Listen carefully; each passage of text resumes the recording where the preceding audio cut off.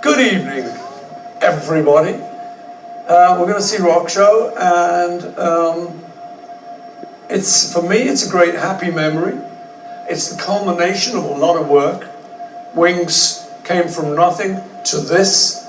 When I think back to the RockShow era, it was a very happy era because we'd been trying to make this band Wings work, and we'd come up the hard way, and we'd kind of struggled in the early days. So now, finally, here we were in America in '76, and it was all coming good.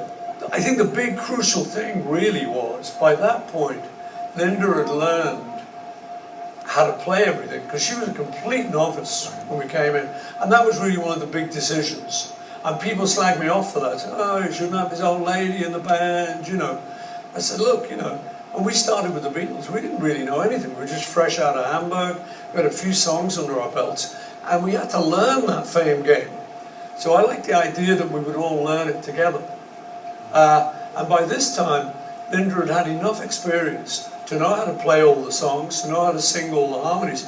And by then, she developed this sort of great thing of being the cheerleader. She would get the crowd, hey, come on, you know. She had a lot of spirit that way, so she became the emotional core of the band. And at that point, I knew we were ready.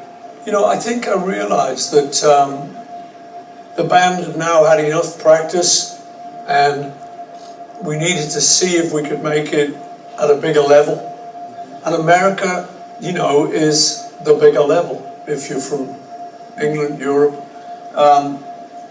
And so that always to us has been the place. It still is for English people. It's the place to crack. The Kingdom in Seattle was very special just because it was massive. This was now like the biggest thing we'd ever done. And my image in my mind is looking out and seeing all these people, these lines that seem to go forever, waiting to get in. And then they all ran up a ramp. So they're all like these millions of people. It was very exciting, you know, to see that. And so we did a good show there. But I think, you know, one thing that was particularly cool, we'd just released a record, and we'd released the single, Silly Love Songs. And so we played it early on in the tour, and people would like it, clap along, it's quite good.